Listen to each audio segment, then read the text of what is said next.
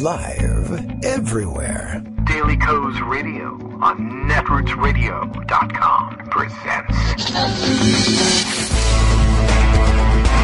David Waldman. Kagro in the Morning Show.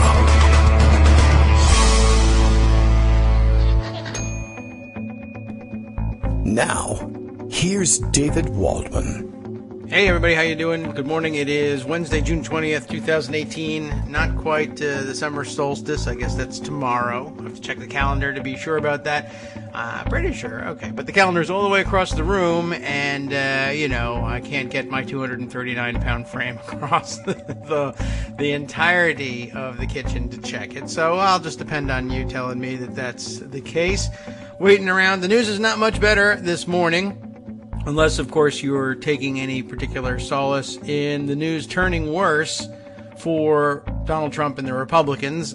Trump made his way to Capitol Hill yesterday, where he was greeted apparently with a rousing, first with a shouted "F-you" from somebody who I guess waited around in the Capitol hallways long enough to see if she would get a chance to scream that at him when he went by. And apparently reports are that the police are looking for this woman because, of course, it's illegal to say bad things about the president in the United States of America. No idea really why they're looking for her, other than I assume they'll try and, come up with something like, she was probably trespassing or something like that.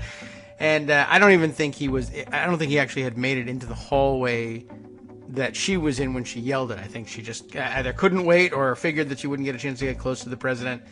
Anyway, interesting story of sorts. He then proceeded to address the assembled House Democrats who greeted him, according to reports, with thunderous applause because they were so concerned about the news of the immigration policy, and they were doing everything they could to give him the grilling he truly deserved in order to stand apart from this horrific policy that is opposed in all corners of American political spectrum.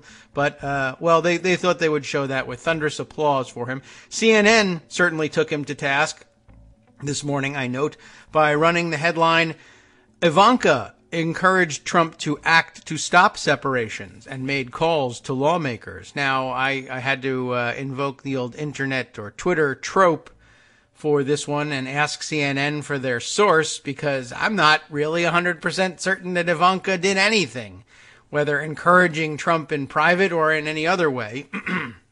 Consider the source. I mean, actually, you should consider the source. CNN's reporting is that Ivanka was privately speaking to Donald Trump. They know this because Donald Trump said, "Ivanka was privately speaking to me," which of course means that Ivanka was not speaking to him, privately or otherwise.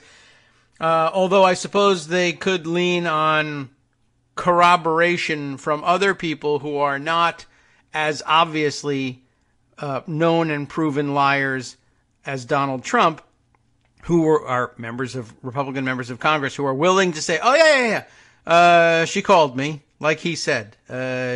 She totally called me. And of course, no doubt about it, Ivanka and Jared privately appalled at all the things that are going on, and they probably should be. And it's not going to be easy, given the dramatic turn towards Nazi-level rhetoric that the week has shown us, for Jared. I wouldn't think it should be very comfortable for him to make it to the synagogue this Friday evening. And, we're not far off from Yom Kippur. There's going to be some serious work on your plate on the personal side, Jared, and Ivanka, for that matter, and the kids as well, come fall. But this is what CNN has to say. Ivanka Trump met with her father, President Donald Trump, on Tuesday to discuss the images, and this is really the big problem, the images of immigrant families being separated at the U.S.-Mexico border. White House spokesman Hogan Gidley told CNN, and everyone knows Hogan Gidley. Hogan, what are you talking about? She offered the president her support, which is to say that she didn't criticize him, and said she would talk to any member of Congress to help find a legislative solution to the issue, Gidley said. Well, there are plenty of legislative solutions to the issue. And one, sponsored by or introduced by Senator Dianne Feinstein in the Senate, has the entirety of the Senate Democratic Caucus on board as co-sponsors and 0 Republicans. So, you got your choice, Ivanka. You can call almost any one of them to look for a legislative solution. After the meeting, Ivanka Trump called House Majority Leader Kevin McCarthy of California and Senator Susan Collins of Maine, both Republican lawmakers with whom she developed a close relationship during her push on the child tax credit. On Monday, she had traveled to California for a fundraiser with McCarthy, which is offered by way of proof, I guess, that she in fact called McCarthy and Collins, but I don't really see how that fits together. It's just out there. She called them, said McCarthy, said Collins, said nobody, just Hogan Gidley, White House spokesperson who works for her dad. She agrees with her father's sentiments that he hates the family separation issue and doesn't want it to occur, although she has remained publicly silent on the topic. Her private conversation with her father was first revealed, where did we find out about it? By the president during a closed-door meeting Tuesday evening with House Republicans. So the only person that heard her private conversation is inveterate liar Donald Trump. He told a bunch of liars who were complicit in his lying in a closed-door meeting, and we're just going to say, yeah, that probably happened. Sure. Why would he lie about that? What reason would he have to lie about that? He mentioned Ivanka talking to him about that. New York's Republican Representative Chris Collins told reporters after the meeting. Collins continued, his daughter had seen the images and said for a lot of reasons we should be dealing with this. And that is what this bill does, which it doesn't. But who cares? Why point out any single one of the lies? That's it. So she'd seen the images and said for a lot of reasons. And I do believe this. He may have quoted Donald Trump accurately in this because, of course, he's a babbling moron like me and can't really come up. But he can't come up with the words. He doesn't have the vocabulary to make a dramatic statement about it. In other words, he probably did tell the story. Ivanka called me, and she had seen the images and said, for a lot of reasons, we should be dealing with this. So, I mean, dealing with this is as vague as it could possibly be. And, of course, for a lot of reasons, and not, of course, chief among them, not this is wrong, it's horrific, it's anti-American, it's everything human beings ought not to be doing to other humans, or animals really for that matter. Even if you do think they're animals, it would just be animal abuse, what they're doing. But, of course, they're humans, they just don't acknowledge that. So, not for that reason, but because, I don't know, the pictures don't look good. It's bad PR, is what she's saying. He mentioned, this is another congressman, Representative Carlos Curbelo, who has, I'm sure, no reason to be interested in this issue whatsoever, said Trump mentioned being approached by his daughter about family separation. She approached me. He mentioned that his daughter Ivanka had encouraged him to end this, and he said he does recognize that it needs to end and the images are painful, and he's looking for a legislative solution, Curbelo said. He discussed the optics and the policy itself, and I think he's not comfortable with either. Oh, well, it's too bad he's uncomfortable with himself. But asked if the president acknowledged he could change the policy, or said he would, Curbelo said no. So there's the answer. A legislative solution appeared far from certain as of Tuesday evening. Some lawmakers emerged from the hour-long huddle, adamant that the president had endorsed a compromise measure that would allow families to remain together, but others were more equivocal, so nobody even knows what happened in this, saying the president only expressed support for any bill that arrives on his desk, either the compromise plan or a more conservative version whose prospects appear dim. It's unclear whether Ivanka Trump will comment publicly on the situation on the border. Why? She's a senior White House advisor. More than 2,000 children have been separated from their parents as a result of the administration's policy, not the law. There's been rare daylight between Ivanka Trump and her father publicly. It's no secret that Trump, one of the president's most trusted advisors, the story goes on to say, counsels her father on issues, blah, blah, blah, blah. I think the better reporting is, it's no secret that Trump, one of the president's most trusted advisors, depends almost entirely for her future livelihood on his goodwill. and also counsels her father on issues where she disagrees with other members of the administration. But the first daughter and mother of 3 does not speak out often. She came under fire last month for posting a weekend photo with her son as the reports of family separation began to spread. So she ducked the issue from then on. Bye. Gone. But what about Ivanka? Why won't she speak up? Oh, well, she did. Oh, well, what did she say? She said this was horrible and we had to do a thing. That's really suspect. Though her West Wing portfolio is not directly involved with immigration issues, who cares? Why doesn't he just assign it to her? Or give it to Jared. She is an advocate in the White House for women and families, which is to say she's in the White House and she's a woman and she has a family and she's just looking out for hers and the rest of them can go to hell. Last month, the administration publicly announced its decision to charge every adult caught crossing the border illegally with federal crimes, as opposed to referring those with children mainly to immigration courts, as previous administrations did. Because the government is charging the parents within the criminal justice system, children are separated from them with no clear procedure for their reunification aside from hotlines the parents can call to try to track their children down. And by all reports, those hotlines don't work. Why don't they work? Because apparently nobody is even keeping records. They're not even taking names or contact information, if there was any, of the parents from whom they're being separated.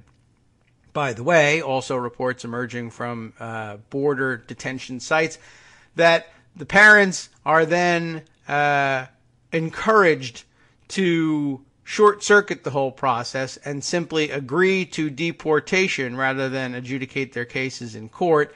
They're told, well, if you want to see your kids again, you want to be reunited with your kids, you're just going to have to, if you agree to deportation, we will release you, we'll deport you, you'll be reunited, you'll just all be reunited on the other side of the border. Parents are agreeing. They are being shipped out, deported, dropped, deposited somewhere in Mexico without the kids. And I guess told, they'll be along shortly. We'll put them right here at the bus stop next to you as soon as the kids' bus arrives, and the kids' buses don't arrive. We are sending the parents back to Mexico, though most of them didn't originally come from Mexico. We're dumping them on the other side of the border with a promise that they'll be reunited with their families, and we're keeping the children.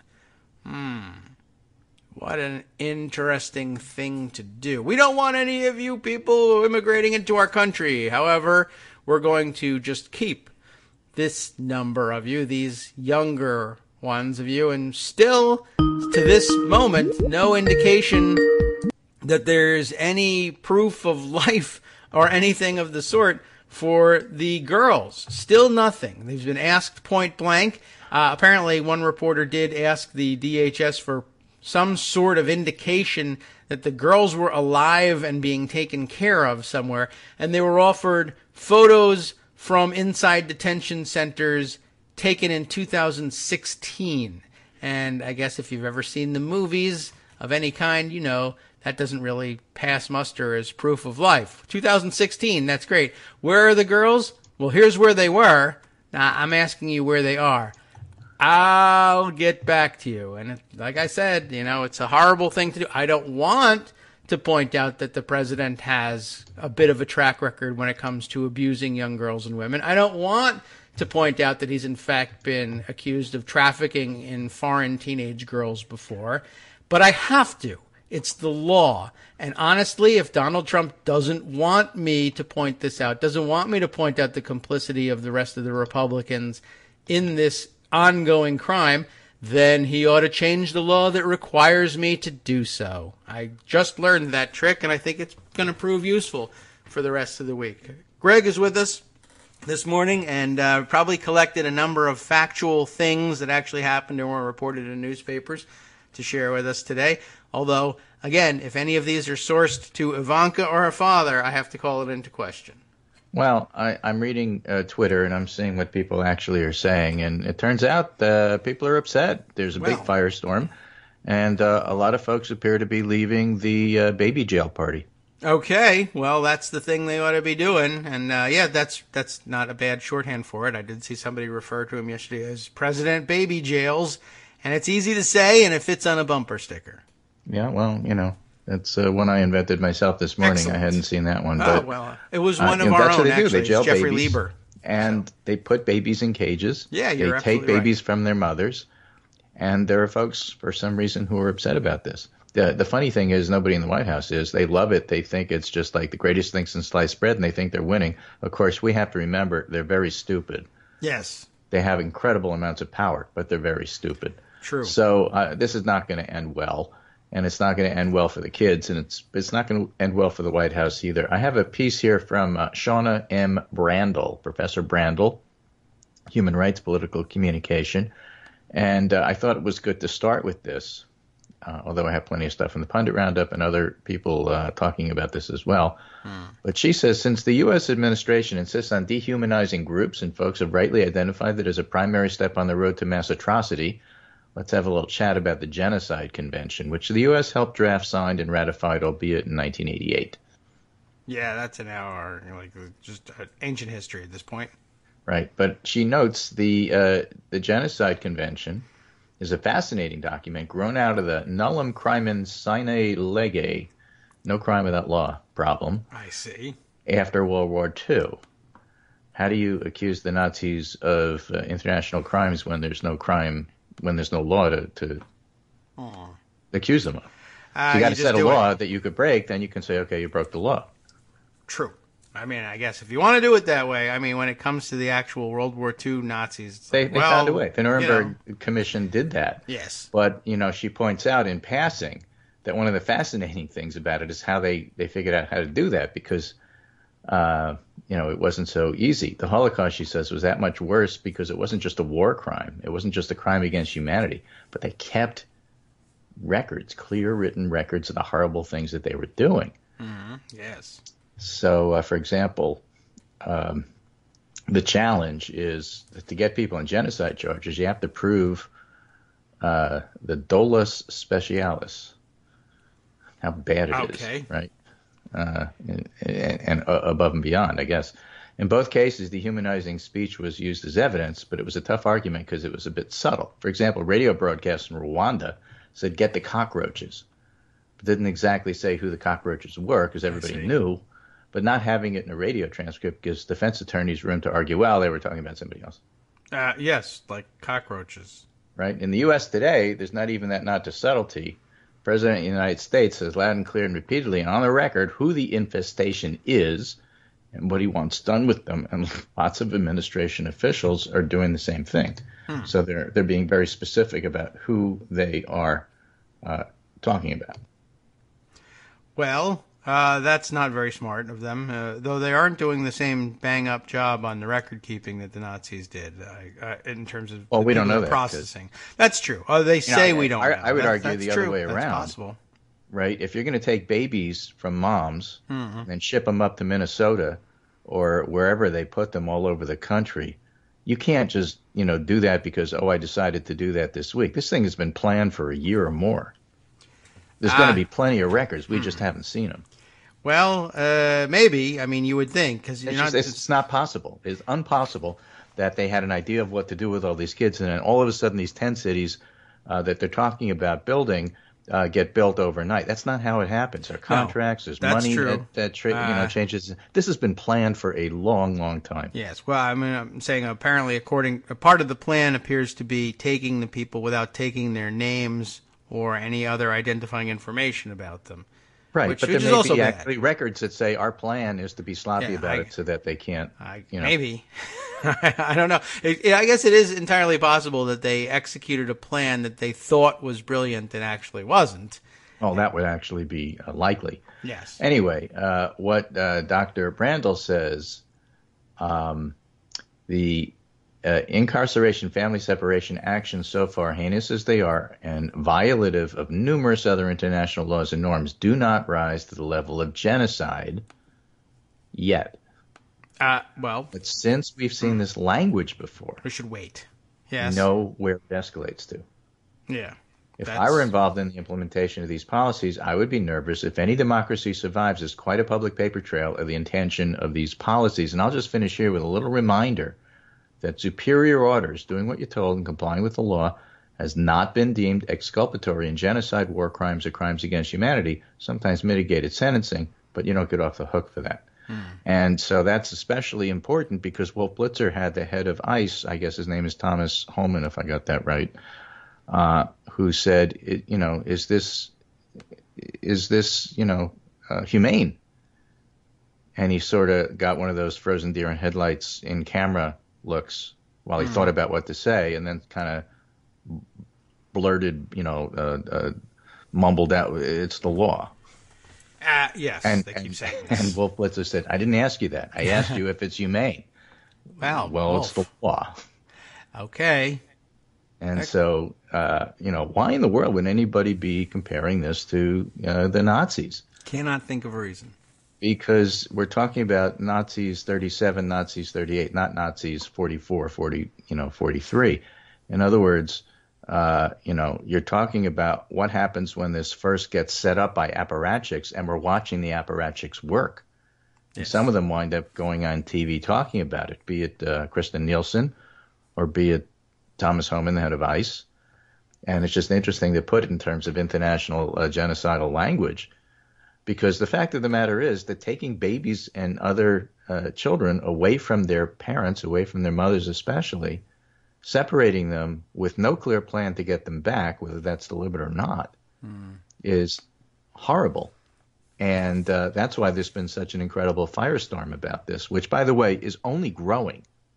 And there are people, Rachel Maddow on the air, Mika Brzezinski, I'll mention a couple, just, started crying when they started reading about what was happening with these babies when they were doing these segments live. This is horrible stuff.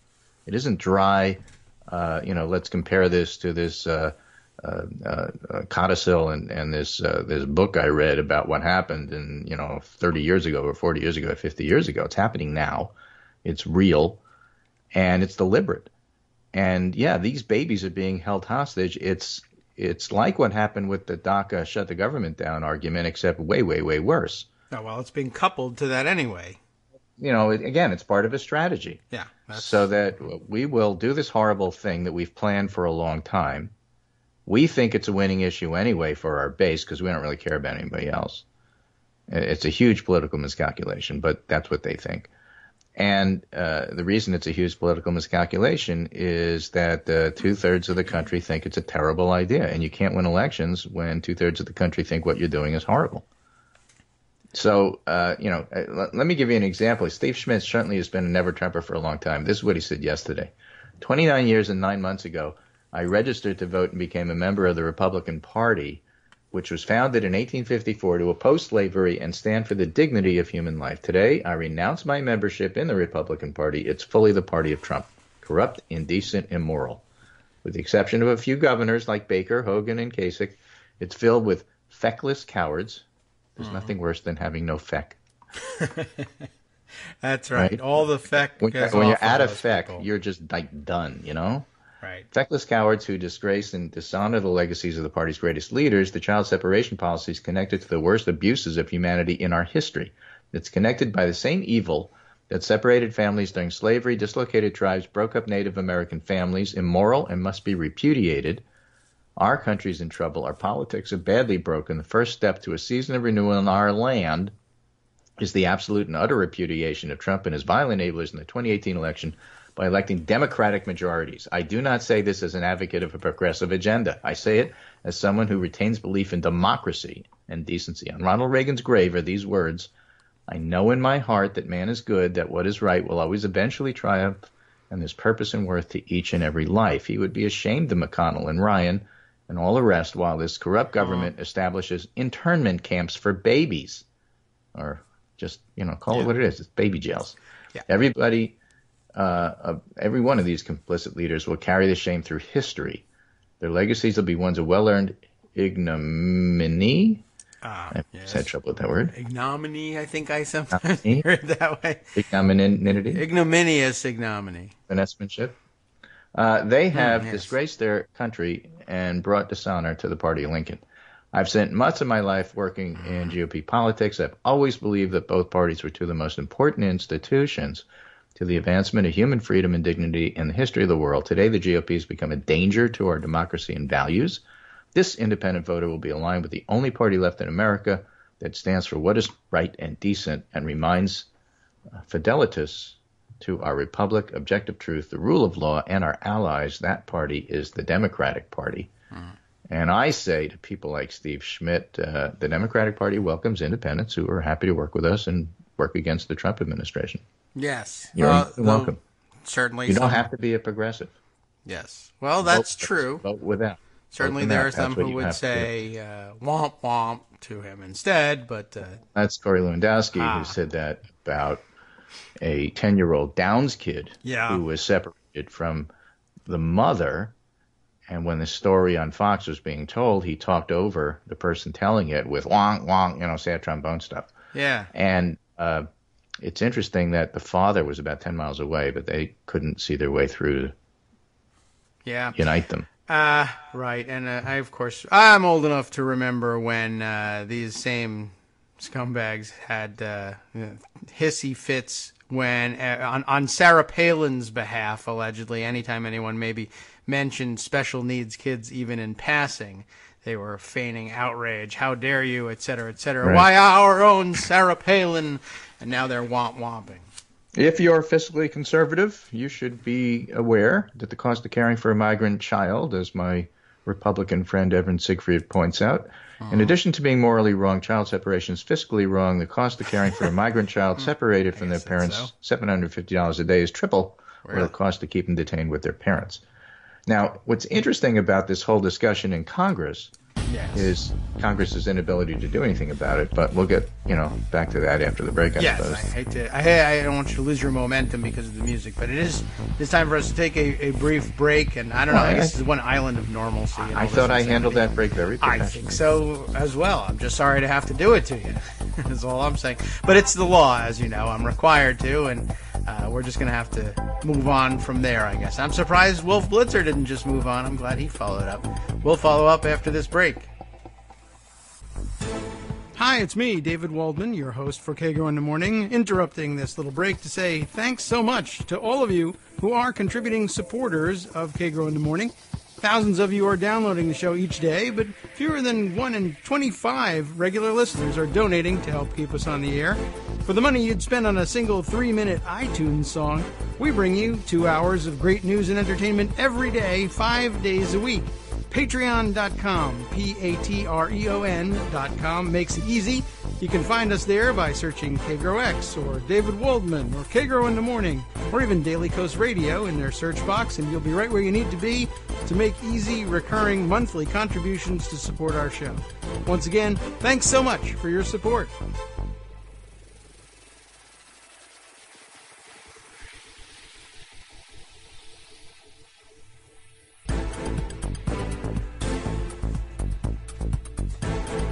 Welcome back now to the Kagro in the Morning Show here on Netroots Radio. We continue with the top and, in some senses, only story on today's agenda, though there's much more happening, to be sure. We do have to cover some of those things, but it's been an incredible 48 hours of just explosion of rage over the story. It's been simmering for a long, long time.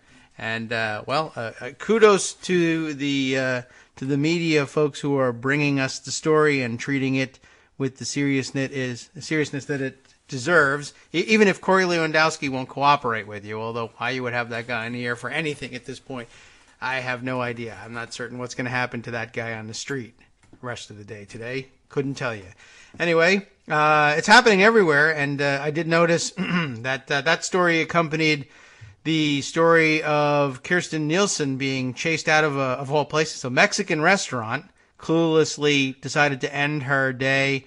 Well, again, cluelessly. I don't know. Did she go there on purpose so that she could use that as a fundraiser? She didn't bring anyone with her, and she was quite. Well, I saw pictures of her getting into the limo on the way out. Yes, right. People. Well, I think that was actually protesters watching her flee, or at least I hope so. I don't know whether she ate, although I imagine I wouldn't. Once I realized that people had figured out who I was and where I was, I don't know that I would have eaten a bite that came out of the kitchen, and that would have been a wise thing to do. But she may be clueless about that, too. They were shouting, shame, shame, shame. But what was interesting, though, is that the people at the tables around her joined in. Yes, as they should, and well, probably the staff as well. But Yeah. I know that they were probably more worried about their jobs, and I think that fair enough that they were. But, yeah, of course the other people were willing to join in. She was in D.C. She was going to run into that. And, yeah, I mean, the usual rules of protest on this one, I think, need to be suspended. Like, for instance, it's normally Just like beyond, Godwin's law needs to be suspended. And it has been. By the way, have you seen it? Godwin himself has said, Godwin says, this go is ahead fine. And take on these SOBs because they deserve it. Absolutely. Yeah, you're not supposed to compare non-Nazis to Nazis. These are Nazis. You can go. That's just the identity he basically axiom. said the whole point of Godwin's law is don't elevate the trivial, but this isn't trivial, so go right ahead, is what he said. You're free to go but on that one. And yeah, so Nielsen should expect this. And like I said, the usual rule is to, for instance, while people are protested in their public appearances, they're not protested at their homes, is the usual procedure. And the reason being, well, now you are involving their families in a protest against them for their public life and public policy. But and crossing the line between protesting and harassment. Yes. On the other hand, I would point out that if it's a problem for the families, perhaps the families should be separated from the public policymakers for their own convenience. It's for their own good. The youngest members really ought to be put in cages and then moved to a different state and never reunited. We won't protest them in those cages. Thing to do. Yeah, I would think so. I mean, it's the law. I'm sorry. I can't help it. Right. So here's an interesting set of tweets. It's by a Republican. I'll tell you exactly who it is. But it's a prominent. Let's just say it's a prominent Republican. And it reads like this: Can't sleep tonight. I know I shouldn't tweet, but I'm angry and sad. I hate what we've become. My wife wants to go and hold babies and read to lonely, scared, sad kids. I want to punch someone. Political tribalism is stupid. It sucks and it's dangerous. We're all part of the problem. Some in my party are doing and supporting things I never thought possible. You won't believe me, but your party is capable of it too. We get what we deserve. We want change. We have to change ourselves. Turn off cable news forever. Get off Facebook. Ask, how would I react if the other party did this before forming an opinion? Get to know, listen, and love somebody different. Elect people that don't care about getting reelected. Run for office. The spirit of liberty is the spirit which is not too sure that it's right. The spirit of liberty is the spirit which seeks to understand the minds of other men and women, Judge Learned Hand said. Oh, and that second great commandment thing, and that Samaritan story, he meant it. I know I'm breaking that of our tweet when angry tired rules. I'll probably delete it by morning. Don't, tweet at me. Hopefully I can sleep now. So the guy who tweeted that is named Spencer Cox. And the thing that I found so interesting about it is that he happens to be the lieutenant governor of Utah. Oh, really? Yeah. Lieutenant governor. All right.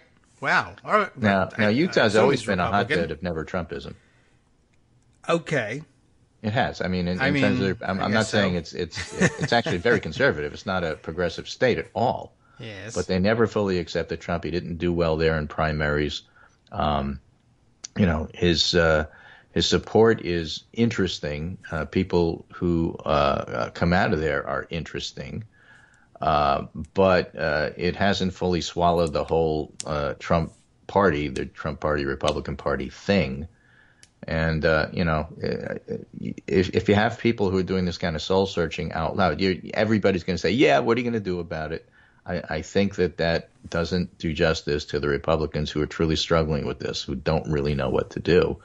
And so this guy's thinking about it out loud, and, we'll see what happens. A lot of the Republican governors have pulled their troops, their National Guard troops, from the border.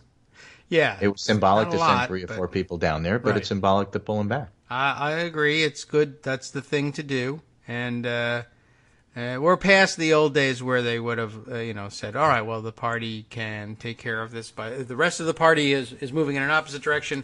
We can either expunge these people or tie them to a rail and carry them out of town and tar and feather them there. But we don't do that these days.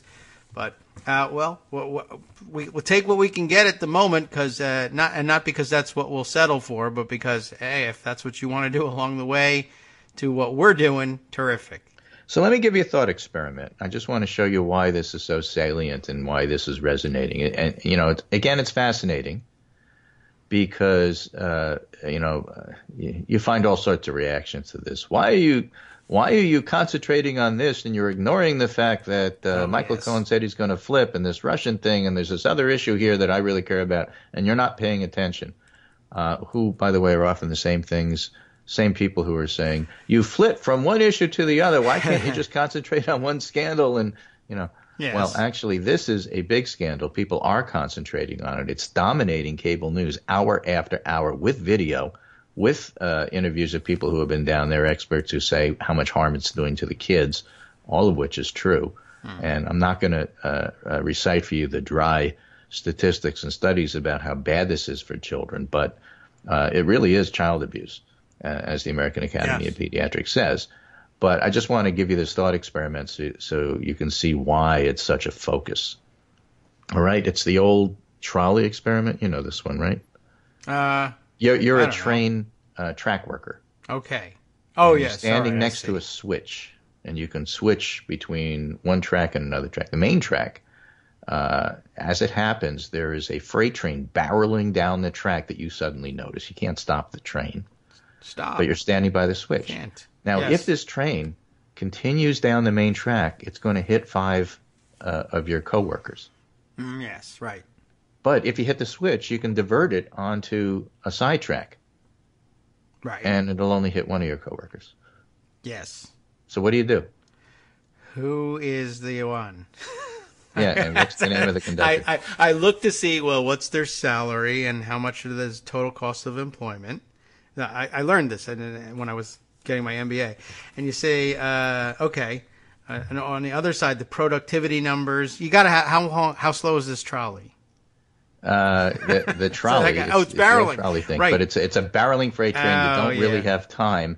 You can't go back and you can't look at their 360 review, and you really can't look at the productivity. You just have to make a decision. So what do you do? I would probably say, well, the law requires this, and then I would do something. And what would you do? Oh, well, I would, I imagine, I don't know, who knows what I'm supposed to do. I'm supposed to throw the switch and be affirmatively responsible for the death of the one. I don't know. I'd probably freeze there's and two panic. huge problems here, as That's you what would point out. happen, Are you right? affirmatively responsible or passively responsible? Yes, right. And do you do the Mr. Spock thing and say the Yes. needs of the many outweigh the Absolutely. needs of the one? I would pinch myself on the neck and pass out and say, I did what I could. I was Well, then that's the there. passive Yeah. thing. And Right. I mean, what would you do? I don't know. You throw the switch, I suppose. Most and people go, would throw the "God switch. Dang it. Yeah. Right? Most people would And throw then the yell, switch and then "Look hate out." themselves, right? One person. Most people would throw the switch and then jump off a Right. bridge because it's a horrible position to be in. But most people would throw the switch. Okay? They like Now, to think that's my so. point. What if instead I would of fall down. 4 I think. of your coworkers who Yes. still are there on the main track, Right. what if on the side track is a 4-year-old? Right. What do you do? Yes. What do you do? Is this a 4-year-old Mr. Spock? 4-year-old Hitler? Anything? No. Nothing? I got nothing That's going. not, no, Yeah. it's just a random 4-year-old All right. sitting there blowing bubbles.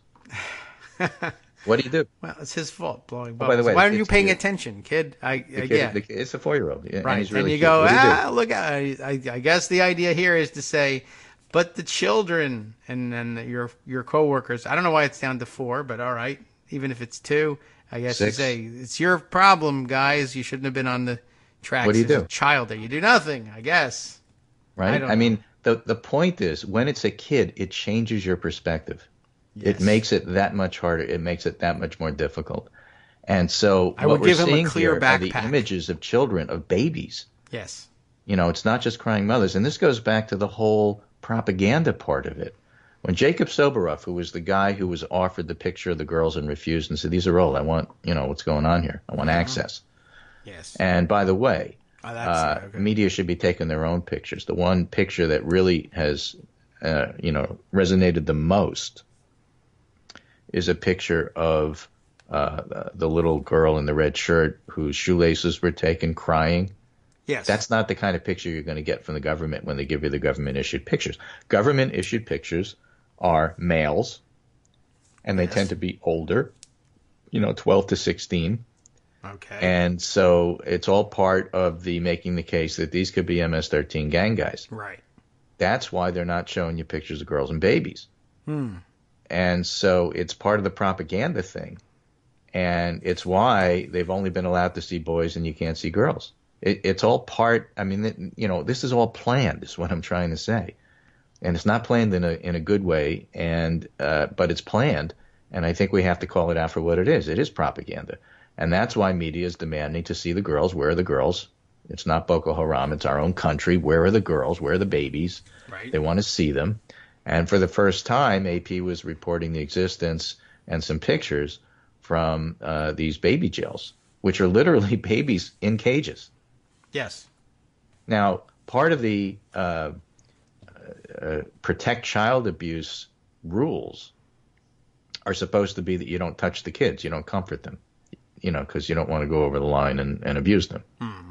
So there's these real strict, when you have prison guards who are guarding kids, right, then you have to put real strict rules on the prison guards so that they don't abuse the kids, because, stuff like that happens. Yes. But it doesn't necessarily apply to what they euphemistically call tender age facility. They're frickin' baby jails, okay? That's not even a good euphemism. But that's what they're calling it. And Yes. then they're not showing you it's a bad pictures idea. of that, and they're not showing you pictures of the girls. And the trolley experiment is just to show you that, when you aren't talking about these kids, it hits a nerve that other things don't.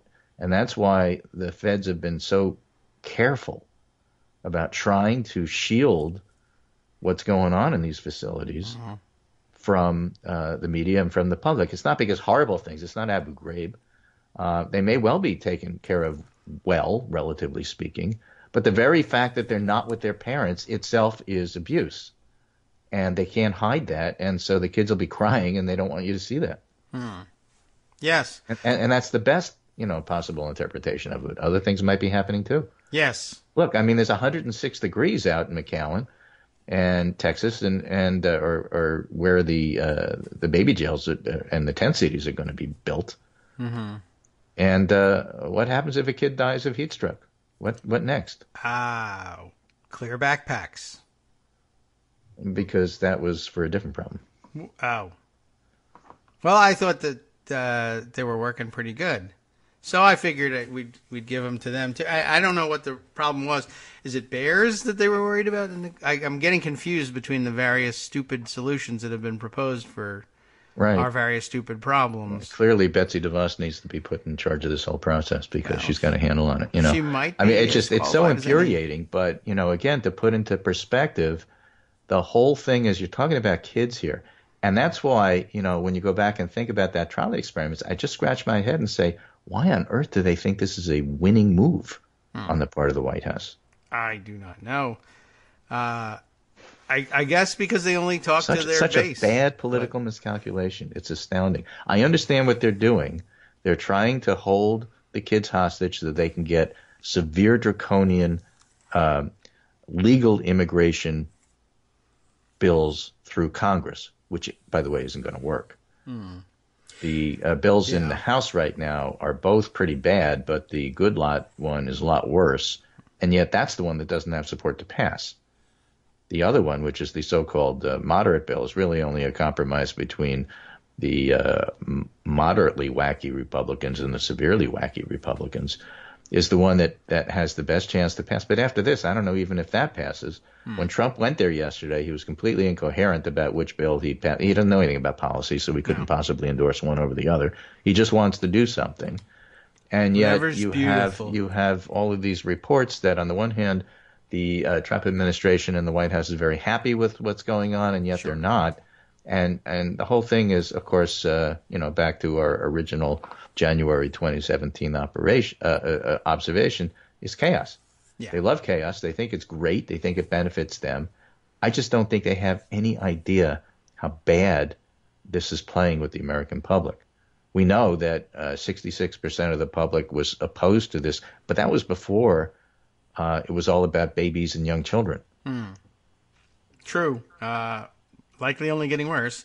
And likely only getting worse. And so, polling in the next few days and, at this point onward, I think is probably going to wind up reflecting that. It takes a long time for this to filter through to the American public. But when it's on cable, I mean, they're covering this even more intensely than they do a missing plane, to give you an idea of how it's playing on cable. Well, there are more missing people than there are with missing planes. This is true. I guess this is just proof that it wasn't all about the actual plane itself, but the people on board, which makes sense. Right. Well, some interesting stories emerging. I am seeing now being shared on Twitter some footage captured by the New York One news crews and being tweeted around and being shared by everyone, including I just saw Chelsea Clinton sharing this thing.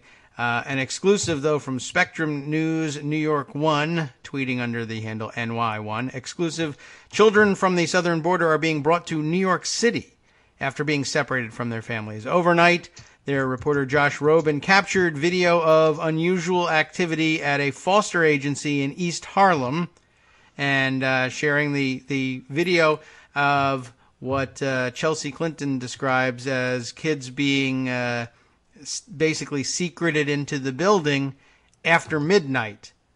Just they're bussing kids in under the cover of night and sneaking them into the buildings, and who knows what happens after that. We gotta hope, cross your fingers that at the foster agencies in East Harlem are places with, I think we probably would generally assume trained personnel that will treat the kids as well as they can, but I bet they're overburdened and over capacity. And of course, the idea that this is something you do after midnight in the dark in New York, probably not indicative of fantastic things. And I would guess probably the people at the agency are just like, this is clearly wrong, but here are the kids. We have an opportunity to just grab onto them and say, at least we'll know how these kids are treated. And we have to do it, as ridiculous as this is, to participate in this program. But again, that gets to my point. They're being dispersed all over the country, and that's not an accident. It doesn't just happen overnight. The logistics of this needs to be planned. You would think. I wonder, though. They're dispersed in such crazy ways. I wonder whether there isn't something they're trying to do by the seat of their pants. Like, I don't know, just get me a bus that's willing to go to a city. I don't care what city. Doesn't matter. Where are we going to do? What are we going to do when we get there? Look in the yellow pages. I don't know. Go. I don't know. Well, it'll be interesting to reconstruct all of this, in front of a tribunal one day and find out what happened. That's right, because there'll be records, and so we'll see what happens. Yes. And then most importantly, anyway, we'll I just thought I'd give you a flavor of what's going on, and that was the purpose of this particular roundup. Pretty upsetting, yes. But I think that I just want to convey the fact that there's a lot of people besides me who are upset. Well, yeah, sure. I mean, everybody. It doesn't matter if I'm upset. When everybody's upset, that's not a winning position politically. No. As odd as it seems to be interested in such a thing at this particular moment, it's symbolic and important when you bring up, okay, well, I wouldn't necessarily make a close ally of him, but if people want to stand up publicly and resign from the Republican Party over this, I guess we'll say, look, I can spare a moment to, give you a brief round of applause when you do that. And then I ask you to get to work and whatever, but I assume you were expecting me to ask you that. And even if you're not, who cares? I'll take the moment and move on. Well, more importantly, I'll take the vote. Yeah. So with that, the idea is just get yourself together and talk to your family. Make sure people vote in November or sooner if you have elections coming up in your area. Register people, volunteer, adopt a candidate, do what you need to do. We need to take at least one house, if not both houses of Congress back. Yes. All right. Well, beginning now. Thanks, Greg. Going on with the day is going to be difficult, but okay. It's a good start, and we're learning a little bit, at least, about what's happening to the kids and where they're landing and where they're moving them.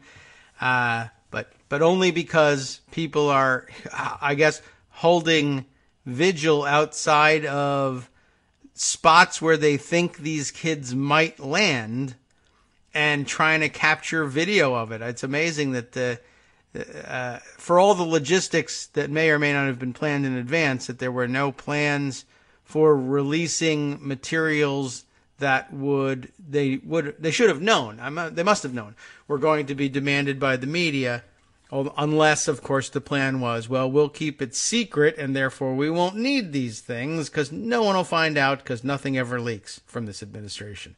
Very strange. And the pathways that the information is taking to the light at the end of the tunnel, which is us consuming it, I guess, are varied and most interesting. And in ways very revealing, and harken back, of course, to another Nazi comparison and the banality with which all of this is executed, I guess. Check this out. There is a diary over at Daily Kos that caught my eye as I was thumbing through Greg's abbreviated pundit roundup, and I saw it over on the recommended list, and I think you ought to take a look. And it's interesting, and it's kind of unverified at this moment, but at this point, what's the point of waiting for official information if most of it is lies? Anyway, I guess there's at least this. You can take it with whatever grain of salt you think is necessary, and I don't think a particularly big one is necessary. This stands to reason. Lao Hong Han has written this piece for us over at Daily Kos. It's a community member whose piece has been recommended up the list here. Flight attendants worry they've become crews on Reichsbahn trains heading east in 1942. And I'm guessing that you can piece together enough scraps of history to think what that might be about. If not, we'll read you this piece quickly before our next break. We do have a few minutes to read and discuss it. The nightmare that is Trump's America has gotten very real indeed for a group of folks you might not have guessed. Airline flight attendants. And it just has the ring of truth to it, like, oh, once you read the story, oh, why would they be involved? Oh, yes. How are kids finding themselves in New York City after midnight at the foster care agency in East Harlem if they were picked up at the U.S.-Mexico border? And the answer is they probably got here in a way that a flight attendant might have taken note of. Here's the story. The flight attendants, they suddenly find themselves working red-eye flights with large groups of terrified, non-English speaking children dressed in cheap gray sweats. I first read of it in a tweet Monday night, and here is the tweet. It's the tweet of Victoria Brownworth, a name we do sometimes see on our own Twitter feeds and read about here on the show. And the tweet includes a screenshot of a Facebook entry, it appears to be. And here's the tweet. When I read this via the Twitter account EMRAZZ, I'm going to guess is the pronunciation. When I read this, I wanted to put my fist through a wall. I wanted to scream and throw things. I retweeted her tweet and tried to move on, but I can't stop thinking about these kids. Why are we doing this? Who could possibly benefit? For goodness sakes, we have to end this. All true. Here's the screen grab. Let's see if I can enlarge it here and share it with you. My friend, and she's named here, Annika Lodzinski, and it's punctuated such that it's clearly appears to be Polish, the script here. My friend Annika Lodzinski is a flight attendant. Today, her coworker posted the following about a red-eye flight from Arizona to Miami last night. And it's, like I said, it's a Polish name, but it's interesting that she's working as a flight attendant here, of course, but bothers to use the Polish script on this. But okay. Anyway, through all the adversities we faced last evening with computer outages, cancellations, and delays, nothing prepared me or my crew for 16 passengers. 16, all dressed in black and gray cheap Walmart sweatsuits, whatever was left over at the superstore they're using as a detention center, I guess. Quietly boarding the 12:30 a.m. flight. Children, 32 scared eyes looking straight forward, dazed. We try to speak, yet none speak English. During the beverage service, see, we're treating them so beautifully and so well. During the beverage service, one of the crew comes to me in tears. They can't face these children that have been ripped from their families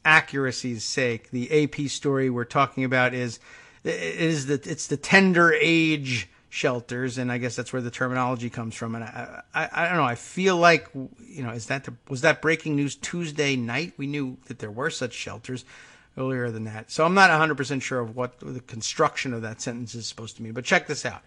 On Tuesday night, shortly before the AP story broke, Trump attended a $100,000 per person fundraiser at his hotel in Washington, D.C. Before that, he met with House Republicans at the Capitol, where he sounded off on everything from trade to fighter jets, while only briefly acknowledging the outcry over the situation at the U.S.-Mexico border. The reports, of course, well, the ones that I read, and so I guess I may have chosen the wrong ones, made it seem like this was either the reason he was meeting with the Republicans at all, or the chief topic of discussion. And Ivanka, she feels so bad. She privately, secretly, maybe didn't actually speak to me, and maybe she did or didn't call members of the Congress. I need you guys to tell the press when you leave that Ivanka called you. Okay? And it turns out, at least according to this report in Politico, that, he spoke to them about everything, from trade to fighter jets, and only briefly acknowledging the outcry over the situation. Not, I did this thing and it's horrible. We have to take care of these separations, is what he had to say about this. His genius specifics. We have to take care of them somehow. In a way, we have to execute the people that we're separating. No, sir, that's not exactly, that's the exact opposite of what we want to do. Oh, well, we have to take care of it somehow. But meanwhile, then after wrapping up this farce, he went over where? He went to his hotel, which, by the way, just brings us back to another things, right? If you're worried, one of those people that are like, why don't you just focus on one issue? I don't know how you could do that or be that kind of person, but it happens. But why don't you focus on one issue? Okay, fine. Emoluments, all right? He's holding a fundraiser in his own hotel, and whoever's paying to host it is paying him directly, and he's raising funds for his reelection, but P.S. pocketing some significant portion of it. Then it's $100,000 per person. What the hell are we doing? Another of our big issues that we cannot address in this country, right? And then this is, like I said, this is immediately following going to Capitol Hill and saying, I don't know, we have to do something, we have to take care of this and blah, blah, blah. And now it makes sense. Now I understand why last night we were seeing, I'll have to dig this one up via Twitter as well, but Sean Spicer, for whatever reason, is alive. I don't know why, but he was in D.C. and tweeting pictures of, not of himself, but did I retweet this thing? And will I be able to track it down this way? He was, I think I did. Somebody else was retweeting Sean Spicer's either tweet or Facebook entry, which was a picture that he had taken, inside the DC hotel. Here we are. Olivia Nuzzi, tweeting this image here, an image from the Trump Hotel in D.C. tonight, courtesy of Sean Spicer.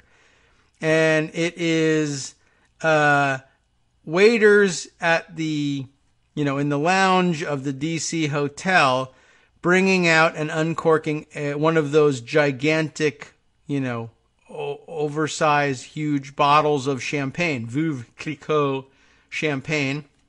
I don't know what the measure of one of these things is, but you've seen them. Likely in gift shops somewhere, rather than actually having them serve them up. And I don't know how many glasses of champagne in this, but that's what Sean Spicer is sending around while this crisis is erupting.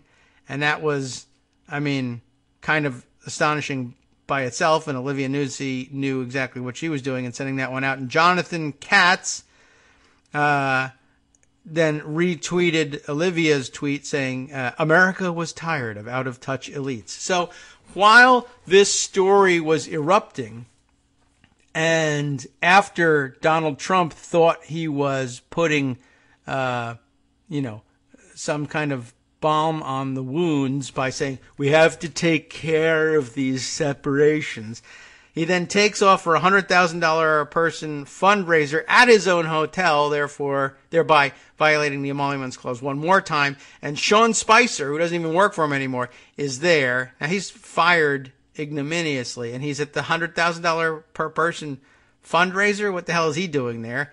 And he's cracking champagne while we're finding out that he's putting babies in jail. I don't think it could get any clearer than that. And here, by the way, as I'm scrolling through this, I do see, there we are, Jeffrey Lieber. Jeff Lieber's tweet late last night, President Baby Prisons. I think that about sums it up, and everybody ought to share his tweet and that of any that Greg might be sharing that have the same name in it too. I mean, everybody should see this thing. Okay, let me open this up and keep it open so that we can share it later on in the roundup. I'll finish up with the flight attendant story. Remember, we were leaving off on that one. We had just read the embedded tweet from Victoria Brownworth passing on somebody else's Facebook story that they heard from a flight attendant. So we're getting, things are spinning out of control in terms of our own sourcing. But it's hard to believe that this wouldn't be true. They cannot be moving these kids around the country in the dead of night, moving them from Arizona to Miami, Texas to New York without using commercial airliners to do it. And so the flight attendants are there watching and bearing witness to this. The story, the Post, then continues. Yesterday evening, I verified this with a friend who works for one of the big airlines. She says it's a hot topic on various flight attendants' online lists as people debate how best to respond. To refuse to work a flight, for instance, would only delay that flight until a replacement flight attendant could be found, prolonging the kid's agony. That's what I was talking about here. What's the moral choice there? And you can't, of course, refuse. Once you're working the flight, you can't refuse to give them drinks because it'll make you feel bad. Nobody's saying that they were going to do that. They figured the least they could do is, we'll make it like it's a normal flight and have beverage service, I guess, although it must have felt awfully wrong the whole time. But that's the thought experiment part of it ringing true. So let's see. Then there's this other quote here from, I don't know what, I guess discussion on one of the various flight attendants' online lists, as mentioned. And it reads, I don't know how to handle this. I don't ever want to be a part of something I consider evil and say, I was just doing my job. And as you know, I'll just interrupt one more time. That's the line that gets you in trouble. I was just doing my job. I was just following orders. And it makes sense to us to say, no, I condemn you for doing it regardless. I was just following orders is no kind of answer. But we're usually thinking about, well, when your orders are shoot these children, well, I was just following orders. Well, clearly you can't follow those orders. What if the orders are give them some soda? Or your job is to run a train, run this train or plane or whatever it happens to be. I mean, you can't jump out and dynamite the tracks. I mean, you could, I guess, but I don't know that really helps very much, and it very likely kills some of the children. And so then I say, why did you kill those kids? I was only following the orders of the resistance. You see, you could get yourself in any number of moral dilemmas here, but that's it. They are saying I was just doing my job. I think the most interesting point about this is that there are jobs that are being done that aren't unequivocally, evil, but that clearly make it happen. And I guess the only way to stop something this is you'd have to have a flight attendant strike go on. And I guess that could be in the cards. I mean, and maybe you'll be okay in it because the other night we found out that Donald Trump actually supports collective labor action, as he tweeted out that he thought that the workers at the Washington Post, and I guess probably also Amazon, ought to all go on strike because they're not getting paid enough because Jeff Bezos is a billionaire and he's hoarding all the cash. And, of course, what was really happening there is he hates Jeff Bezos and he wants to see him pay some kind of price for daring to own a newspaper where people have written critical articles about him. I don't really know exactly what's driving the guy, but we all have a guess. But, in that instance, he was all for for using strikes as economic weapons, and so I guess he wouldn't be upset if the flight attendants did this. Of course, we know that he would in fact be a hypocrite, and he would be outraged, and he would nationalize the airlines, which, you know, I guess that's another thing here, right?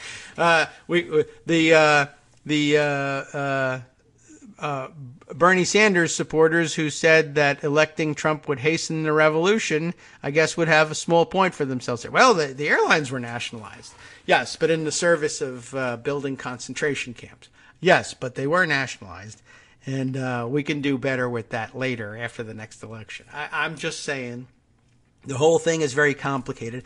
And we didn't have flight attendants in mind when we decided that I was just doing my job wasn't going to cut it. Are these people evil or are they not? Interesting. So I'll read again the excerpt here. I don't know how to handle this. I don't ever want to be a part of something I consider evil and say I was just doing my job. I know at least 4 of my great-grandparents came to the U.S. through various not quite legal means, probably the case for many, many people, and I'll be damned if I say it was okay for my family and not for these families now. What is the best way to handle this situation? What would you do? It's just a good question for all of us to contemplate. Our diarist says, here's what I told her, and I hope other Cossacks, especially flight attendants, weigh in too. His answer, I think the place to start is with information. Flight attendants are uniquely situated to report and compile instances of this happening with actual flight data, flight number, date, time, destination, account or roster of such passengers who, incidentally, are almost definitely flying without the usual approved forms of identification. Interesting point. Information on who's accompanying them and any anecdotes. And I would agree. There's more to it. I'll keep reading. But absolutely, I think certainly a good and understandable and even beneficial reaction. Yes, you're doing it. Yes, on the spot without knowing whether all the flight attendants system-wide are going to support you in, say, a general strike against the airline or the entirety of the system that's forcing you to do this.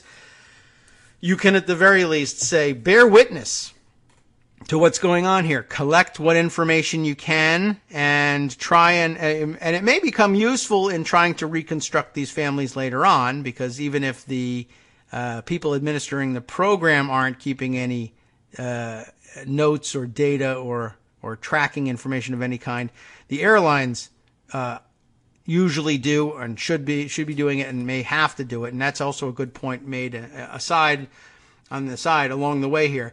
By the way, federal government making short work of the situation that would ordinarily prevent anybody else from flying without documentation. You can't do that, right? Try boarding a plane with no documentation of your identification.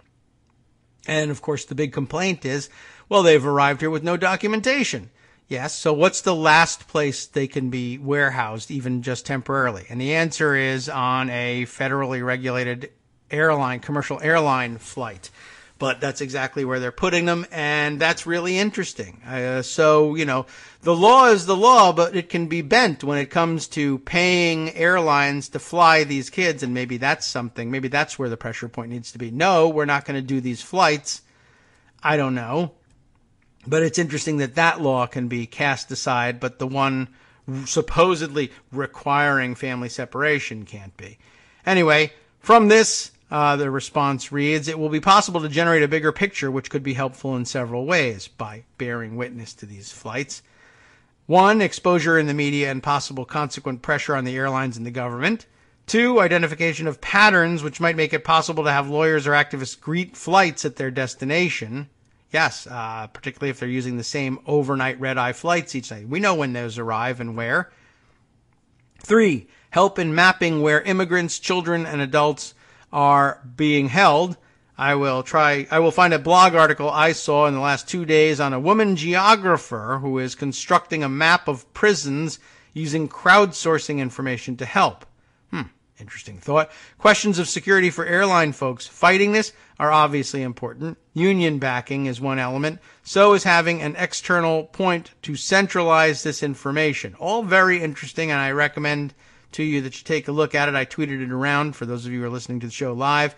I've recommended it, and so I think along with 70 plus other folks who have read the story at Daily Kos, they're doing their level best to see to it that you get a chance to read it yourself. I will include a link to it in the info I pass on to Scott when we round up the day's stories for you in the podcast post. So very interesting on a number of levels, and just good information and a good example of how how we're able to depend as a last resort anyway on the social media network to bring us the news that is otherwise being hidden from everyone else. I guess if you are ensconced in your chair in the White House press room, at this point you're probably just telling yourself that you're doing something important, but they're not going to let you out to track these kids. They're not going to give you any information there, and they're not going to let your colleagues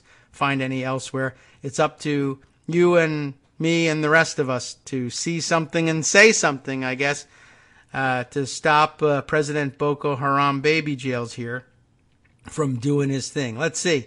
A couple of listener comments. Michael Musson saying here, Trump has a plane, so we need to make sure he isn't trying to make money flying deportees. I guess that's entirely possible. Could be doing charter flights, and that would probably be their first option in trying to hide these flights from the public and from flight attendants. But there still have to be flight attendants even on chartered flights, even if they're not regularly scheduled commercial flights. And that would also be a good way, I hate to be red teaming this for them, but a good way for the government to avoid, as they said, the activists being able to predict with regularity when and where these flights are landing. If you charter the flights, they can fly at any time off the schedule, and there's no publicly published schedule, although you can track those planes. I mean, if we really got to it, there are plenty of alternatives for tracking the information. But if they're not flying on commercial flights, they also will deplane in general aviation terminals rather than at the main commercial terminal in most airports. So it's a separate facility that could be going on. But basically, even if they're flying on chartered flights, certainly if the flight attendants speak up and we can get the tail numbers of the planes that they're using for these flights, that's displayed on the outside. And there are websites out there already. FlightAware.com, for instance, will allow you to track the movements of a plane by its tail number. You need to file that when you file your flight plans. So once again, those burdensome federal regulations getting in the way of Donald Trump's wish for being able to abduct these children in secrecy. And we'll rely on that until they suspend that law too, I guess. You got to expect that it's coming. Let's see. What other comments in the last couple of minutes? Mad Hatter commenting, Trump at a fundraiser while the baby jail crisis is happening really reads like the lead up to the French Revolution. It does. That's the one with the guillotines in it, right? That's an interesting revolution. I don't know if I would go so far as to endorse it, but hey, it's out there. It's a data point. You got to take it seriously at this point. Okay, I don't know. What else am I going to say about this? There's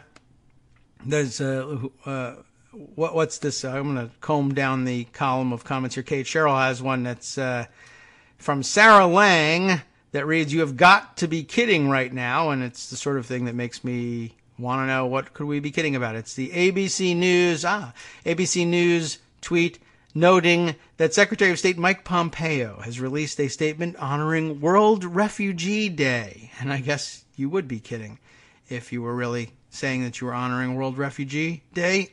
"We will continue to help the world's most vulnerable refugees, reflecting the deeply held values of the American people," says Mike Pompeo. Well, whatever. I'm sure that made him feel good to put that out, although I wonder if it kept him up. And I don't know whether I think Pompeo is the kind of person who would be worried about that or not. Okay, well, let's see. Many other fun things going on here today that we can perhaps turn our attention to. Let's see what is in pocket so I can remind myself of other things that went on while I was busy being outraged about this one. There wasn't the whole lot that was capturing my attention. I guess we should note, at least for the record, one of the other stupid things that Donald Trump spent his time on yesterday, which was speaking to, was it National Federation of Independent Business, what he was speaking to? I've got a report here. He gave a wacky and rambling speech, as he usually does. But again, right in the middle of these horrible stories, he is giving a speech that's supposed to be about, small business or whatever. He was speaking to the National Federation of Independent Businesses, NFIB. Daniel Dale, the fantastic Daniel Dale, with his story in the Toronto Star here. Donald Trump, this is what was going on. Donald Trump accuses Canadians of smuggling shoes home from U.S. That's the headline. That's what's occupying Donald Trump's mind at the moment. And by the way, fantastic photo accompanying the picture of another of the most bizarre facial contortions that Donald Trump goes through, every minute of every day. He has no normal facial expressions. This is the pursed lips one. I don't know he needs speech therapy, I think, to make him look normal. Anyway, here's the story. U.S. President Donald Trump has called Canada brutal, accused Canada's Prime Minister of being weak, and taken aim at Canada's supply management system for dairy. Now he is calling Canadians shoe smugglers. And I don't know how anybody really should take that, but okay. In the latest salvo in the president's multi-front attack on Canadian trade practices, Trump told a story Tuesday about Canadians who crossed the U.S. border to buy shoes. Is that horrible? I'm not sure. The tale left trade experts and apparel industry officials scratching their heads. Trump launched into it while delivering a rambling speech focused on illegal immigration to the National Federation of Independent Businesses, who really don't care about that subject. There was a story 2 days ago in a major newspaper. Oh, he's making this up now. Ready? We got to give it the voice, I guess. There was a story 2 days ago in a major newspaper talking about people living in Canada coming to the United States and smuggling things back into Canada because tariffs are so massive. Now, tariffs would not be an issue in this, but okay. The tariffs to get common items back into Canada are so high that they have to smuggle them in, Trump said. Apparently, referring to an essay, here comes the kernel of truth, in the New York Post by Canadian journalist Isabel Vincent. They buy shoes, they wear them, they scuff them up, they make them sound old or look old. He corrected himself. That shoe sounds old. Really? What's the sound a shoe makes? Okay, that sounds, they make them sound old. Fine, they look old. No, we're treated horribly. What a thing to say. He knows the story. He starts to tell the story, and then he realizes in his own mind, this story doesn't have anything to do with what I'm talking about, tariffs or anything of the sort. You wouldn't pay a tariff for importing shoes. You would pay a duty if you went and bought shoes, like presumably at a non-duty-free shop somewhere, and you wanted to bring it back. If you bought expensive shoes for some reason, you, I guess, would have to declare them on your way back into the country, but that's not a tariff on shoes. But he realized halfway through this, I'm sure he didn't realize that it wasn't a tariff, but he did realize halfway through the story that the real complaint is tariffs and something, and our dairy products have to pay a heavy tariff. And that means that the tariffs mean that they treat the United States, this is his claim, they treat the United States horribly in their tariff scheme. But he's telling a story about individual people who go to buy shoes and then, I guess, reportedly try to wear them back over the border so that they can say, yeah, these are just the shoes I came from Canada with, not new items that I have to pay a duty on crossing the border. And the duty would be paid to Canada, right? It's just your basic import duty. If you leave the country and you go buy several $100s worth of anything, consumer goods, what have you, and you bring them back into the country, you just those are the things you have to declare. It's not a tariff. It's just a duty. And then realizes, hey, this isn't what I'm talking about. So he just throws out his line. Shoes, something to, wait a second, shoes isn't dairy products. They treat us horribly. No, we're treated horribly. We're treated horribly. He's talking about Canadians who have bought shoes who are paying Canada duties on the shoes they're bringing back with them to Canada. The idea that we're treated horribly, it's the we here isn't even Americans, it's Canadians. So I don't know what he's talking about, but neither does he. There was a grain of truth to the story, as it turns out, once again. Crossing the border to shop in the U.S. and then sneaking an item or two past customs on the way back is, he says, a time-honored Canadian pastime. On Twitter, several Canadians immediately confessed to making furtive attempts to make their new shoes look well-worn.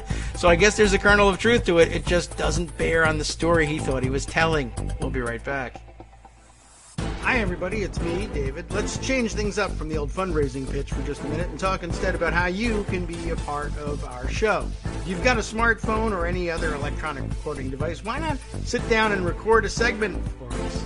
Read us an important article and give us your take. Or read one of your own original essays, or even just give us your commentary on something you'd like to share that's important to you. Then send the file to me at kagrox@gmail.com, and I'll try and work it into the show. Short segments, a few minutes in length, are easiest to fit in. And of course, I can't always guarantee that I'll be able to play everything, but if you've ever shouted at your radio or TV about something you wish was being covered, here's your chance to change that. Make the show your own. Send your submissions to me at kagrox@gmail.com. Welcome back now to the Kagro in the Morning Show here on Netroots Radio. I got to take care of a little housekeeping business. We going to be without Joan McCarter at this juncture, unfortunately. Apparently having tremendous problems with Skype and some sort of issue with Microsoft. Does Microsoft own and run Skype? I don't know. I guess, they probably own everything. And apparently Microsoft intensely busy dealing with their own role in the detention and imprisonment of babies. Apparently they've got some sort of contract going on. I have to dig that one up. I saw that one in passing.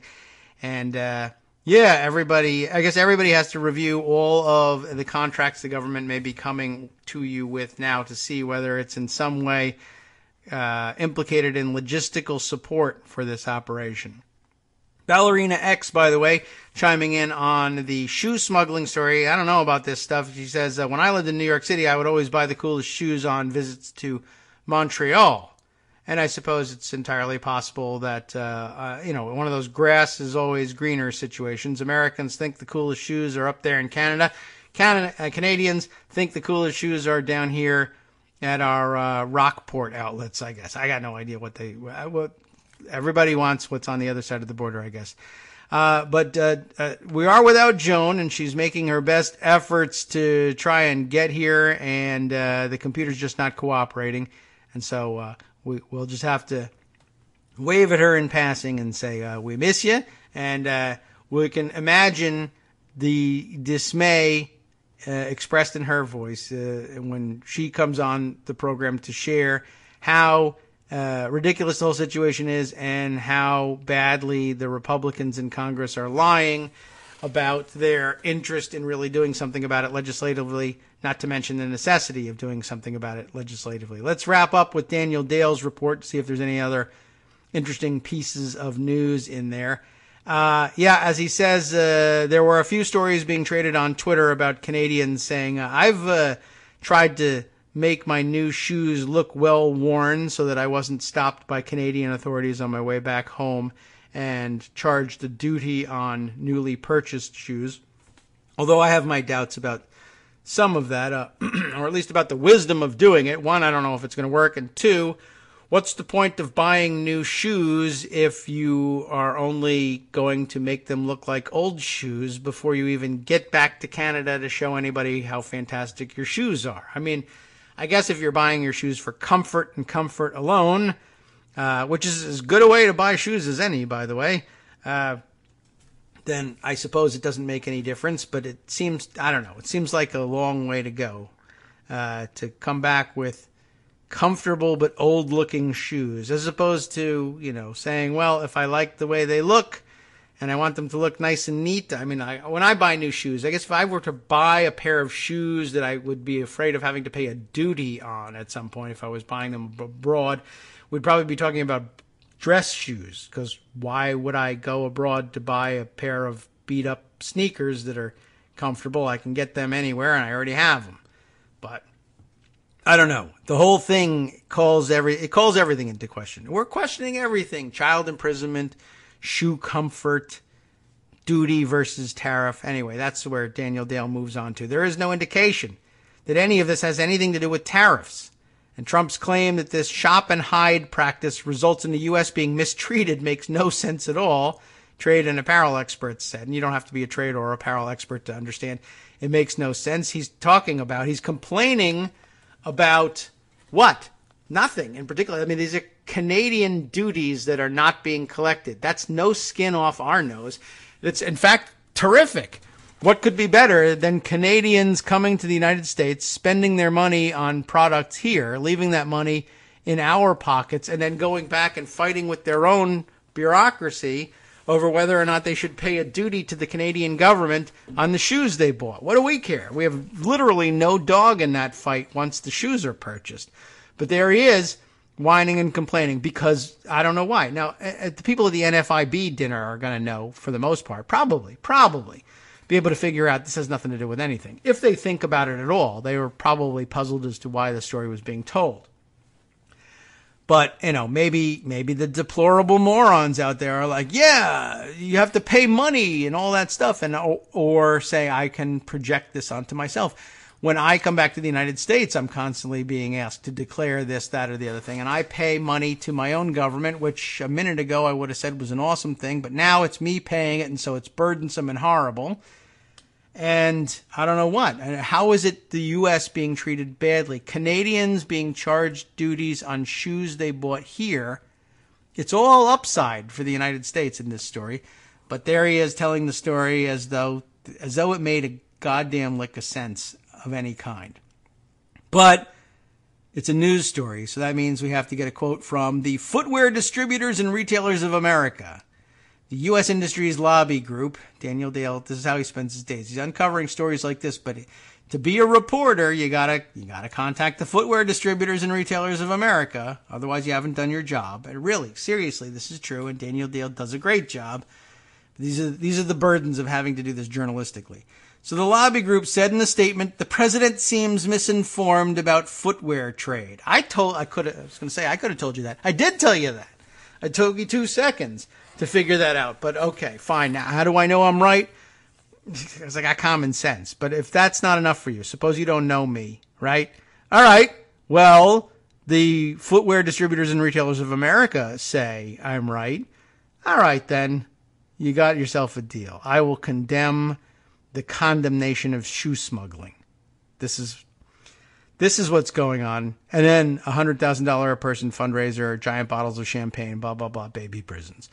On behalf of the American footwear industry, oh my God, why am I reading this? It's almost, because it's almost comical. And I'll take almost at this point. On behalf of the American footwear industry, F. Donald Trump. That would be a great acceptance speech. But on behalf of the American footwear industry, we welcome anyone from anywhere to come and purchase shoes in America. Oh, why? Of course they do. Of course they do. It helps both our brands and retailers grow. Because that's economics. We sell products. If you buy them, it's good for us. I can't believe this. We have to explain that the President of the United States of America doesn't know this. I'm the consummate salesman.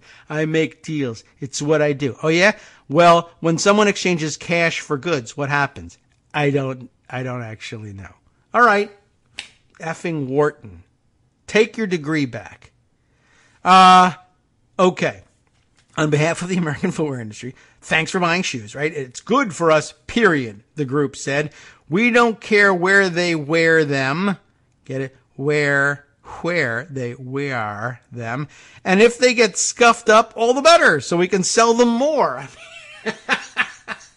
I mean, But they can't because they can't afford the duties and the tragedy. Please, you can help the Canadian children have nice new shoes. What in the world is going on here? Under NAFTA, there are no Canadian tariffs on shoes manufactured in the U.S. All right? And even probably before NAFTA, there wouldn't be, it's not a tariff. Since more than 95% of shoes sold in the U.S. are made abroad, any Canadian shoppers avoiding Canada's tariffs upon their return home are actually avoiding tariffs on foreign-made items, mostly made in Asia goods. If you come to the United States and buy shoes here, you're paying an American tariff on foreign manufactured shoes. We're horrible to you.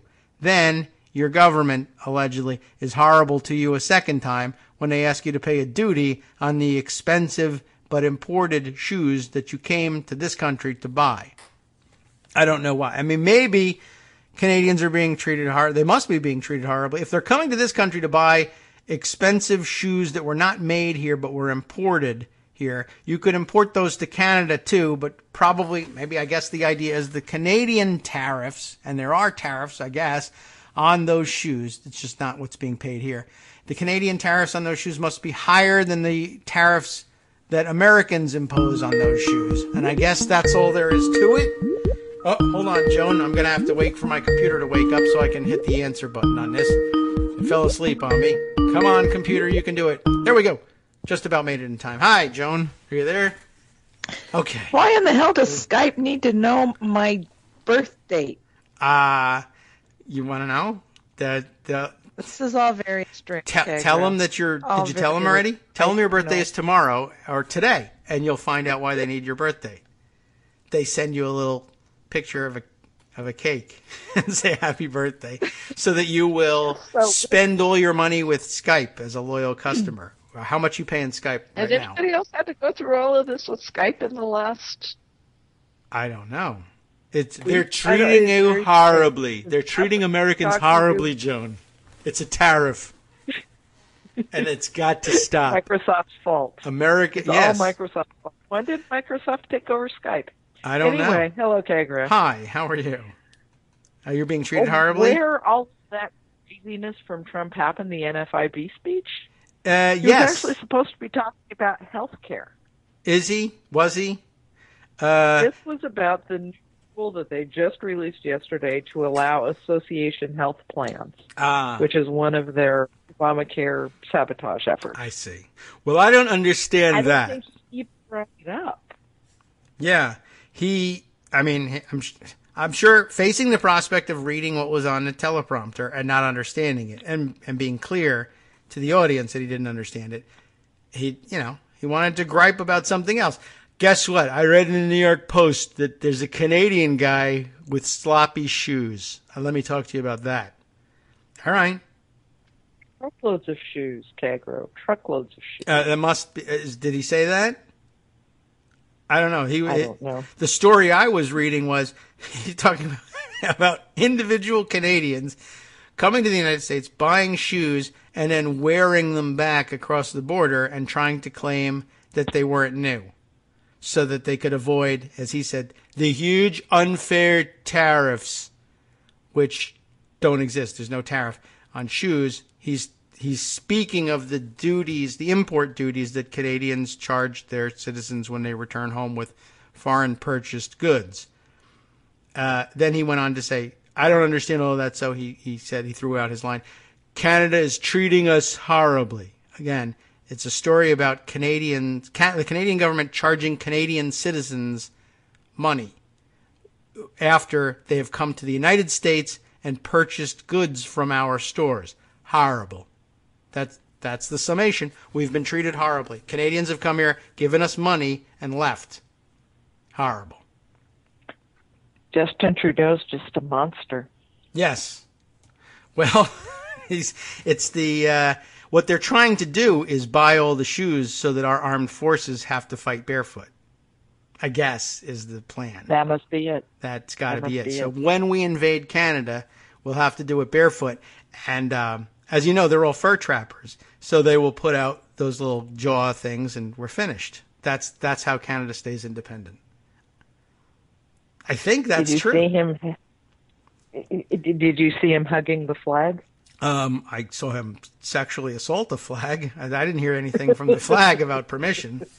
It did look a little disturbing. Yeah, I thought it's possible. You know what he might do? Like if he comes out from behind the lectern and discovers that his zipper is down, that might be how he gets it back up there without getting caught. He hides behind the flag and then hugs it. I don't know what that flag was even doing there. I did see the picture. Did he carry it from behind the lectern and then, hump it on the front stage? Or, I don't know what that was supposed to... He's done it before. He hugs flags. That's not how you do it, and whatever. But, yeah, I don't know why he thinks that passes for, like, patriotism and flag respect for him, is he paws the flag, which I guess explains, his serial sexual molestation. When he grabs people, he just says, that's a sign of respect from me.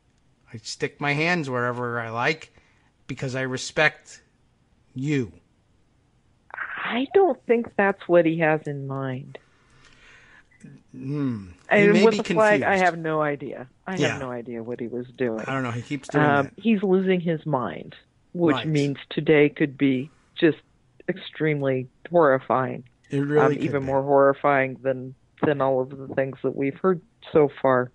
Yeah, and I don't know how it could get much worse. I only learned today that after the horrible day that he had PR-wise on this family separation policy and continuing to lie all about it all day long, and then going to Congress and lying to them some more, then he went off to a fundraiser. And he did it at his hotel because F the Constitution. And people went to it. Yes. Sean Spicer went to it. Fundraiser. He fired Sean Spicer. Money. Yeah. Right. You're doing a great job separating the families. Here's $100,000 per person, by the way. I almost never heard of anything quite like that. And who was it for? What was it for? I don't know. Trump? You know what? Who? That's no idea. The Hitler Library. I don't know. It doesn't make a difference. What difference could it possibly make? Suppose it was for the Donald Trump Re-elect Committee and that much money was totally illegal. Would they not hold it? Yeah. I don't know what it's for. Who cares? Arrest him for whatever it was for. But I can't figure out. Sean Spicer was there. Fire Sean Spicer. Sean Spicer was there. Boss, here's $100,000. And I'm going to take a picture of myself getting champagne bottle service. Okay. New York Times, his super PAC, America First Action Leadership PAC. Trump's super PAC. Yeah. So, I mean, we all know what the law is on that. That money then can't be spent in coordination. I mean, is this not coordination somehow? But is this money he's going to spend on other candidates? He's not going to do that. I don't know. He's going to violate the law with this, and we're all going to say, that's your focus, really, when he's separating families? Yeah, you're right. Yeah. And then, so he'll get away with that one. What are you going to do? I don't know. I don't know. I'm sure someone will. No, I'm not. I was going to say, I'm sure someone will work out the details of, it's going to go to, he's not just going to violate the law, Yes, he is. I don't know why I say things like that. I try to be normal and get through the day, and it's not working. It's not working. So, yeah. Yeah. The shoe thing. Interesting days.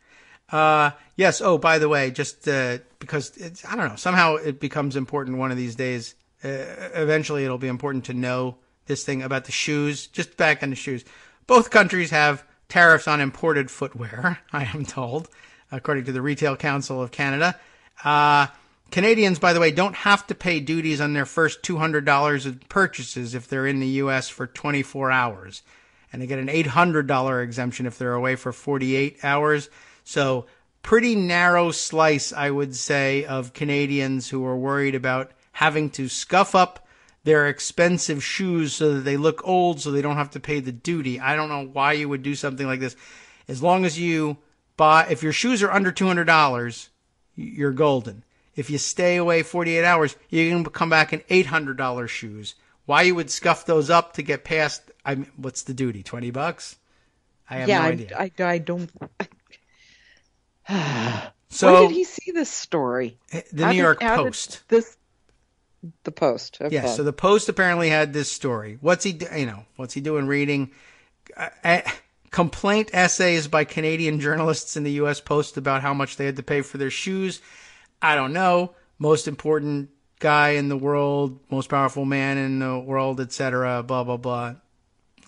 Huge domestic problems burgeoning under his watch as a result of his policies.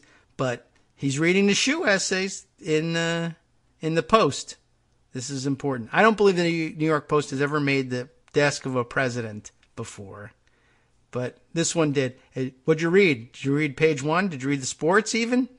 Nope. Canadian shoes. She was angry. All right. It's a link to the story. And this is an interesting story. Why Canadians Will Never Give Up American Products by Isabel Vincent. That would be, you would think, I'm sure the Post ran it like this is a rah-rah Go America story. He reads it, horrible. It's practically a shoe holocaust. And I realize I'm comparing these things to Nazis, which is not right. I don't know. He's just crazy, and everybody said so when he was making the speech. The contemporaneous Twitter commentary on it was he's losing his mind. He's completely over the edge. Yeah, and he's the president. Yep. So last night, after all of this, yes, he went to the Hill to give a pep talk to House Republicans to get that compromise immigration bill over the edge, to whip those votes, except he didn't. Oh, well, at least he talked to them about North Korea and his great victory there and thanked those who went on TV for him for going on TV for him. I love TV. He trolled Mark Sanford. Sure. Congratulating him on his big election night, which, of course, he lost. That's nice of him to do. Talked about trade. He talked about tariffs and essentially told them to do whatever they felt like on immigration. He'd sign whatever they gave him. Why won't Obama lead, I ask you? Yes. Okay. Previously, well, no, this is separate. He, I guess, has figured that he's taking care of his border wall funding in the spending bill, so it doesn't have to be in this immigration bill. And now he's saying, even this morning, okay, if you can't pass either one of those, then I'll sign a narrow bill preventing family separation. Oh, because yesterday that was no. Yeah. Which he doesn't need, by the way. Oh. Yes, that's true. This isn't a legislative matter. He can stop it now.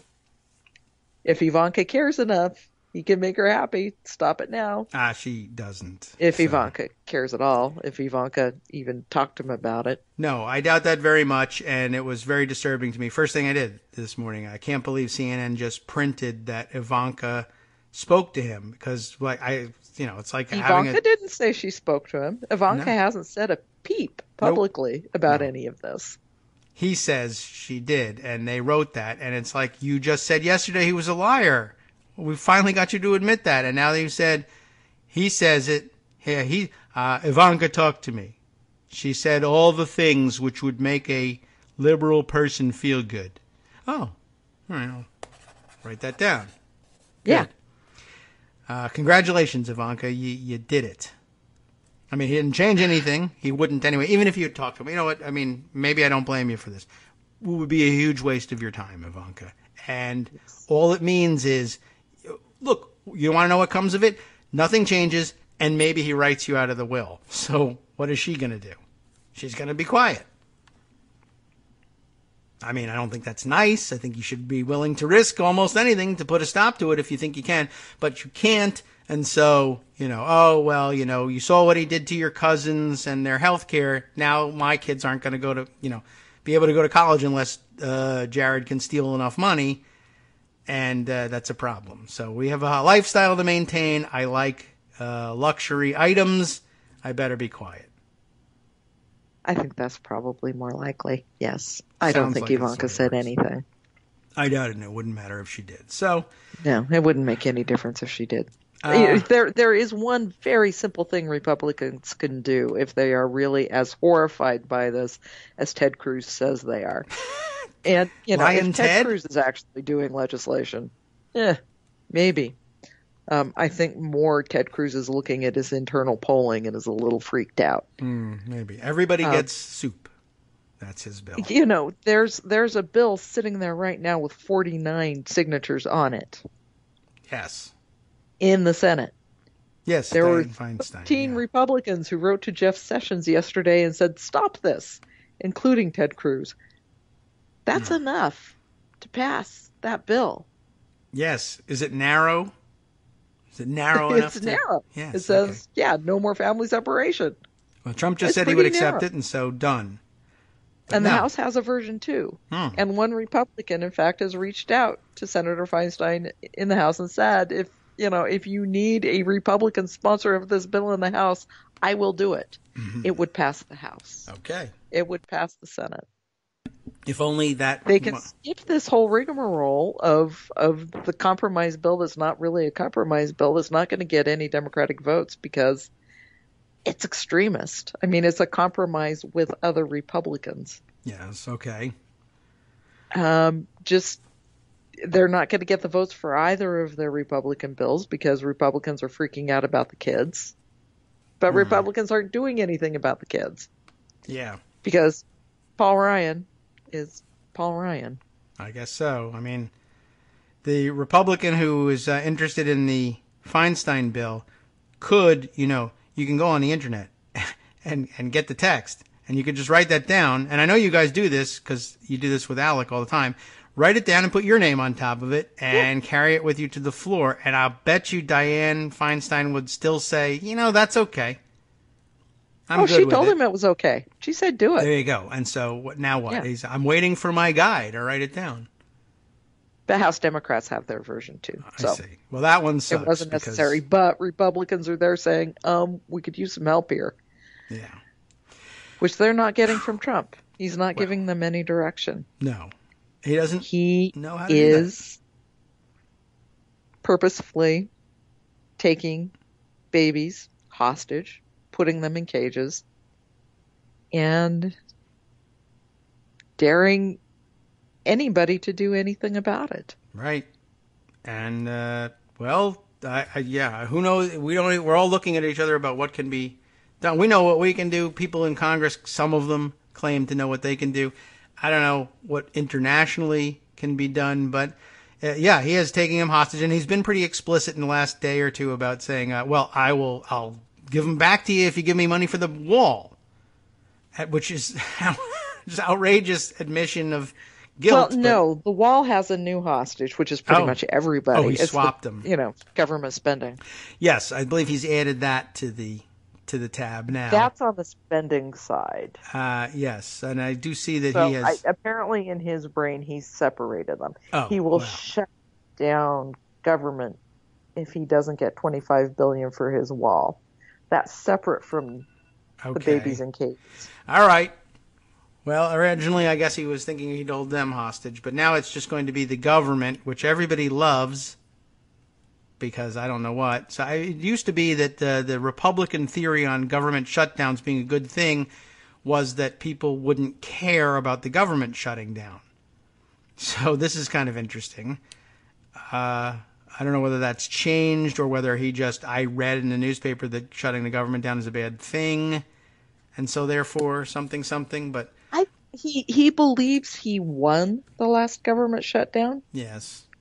I'm sure. And he kind of did, Democrats kind of did we have to be the adults in the room thing. So yeah. I guess Anyway, so. that's where we're at. Babies in cages, and the government's going to shut down 5 weeks before the election.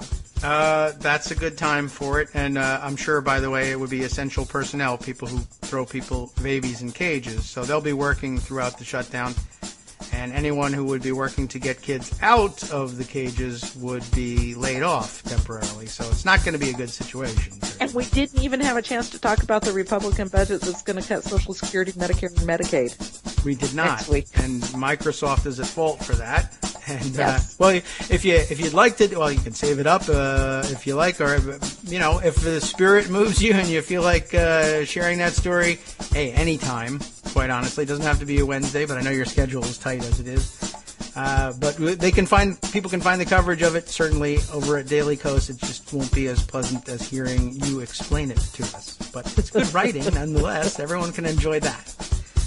Thank you for making the effort and fighting your way through Microsoft to make it here just for a few minutes, just to reassure us. Now they know you're my out there. birthday. That bothers me. And we don't. That bothers me.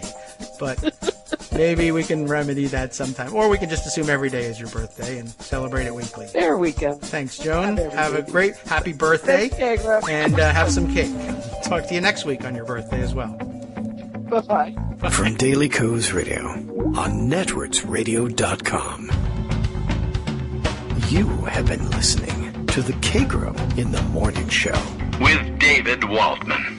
What do you want me to tell you about what Justice Putnam's going to have on his program, the West Coast Cookbook and Speakeasy, coming up next? Of course, it's the most clear example, for one thing, of the evil of a Stephen Miller and Donald Trump to juxtapose their words with the results of their actions. Basically, they just speak for themselves through justice, coming up next.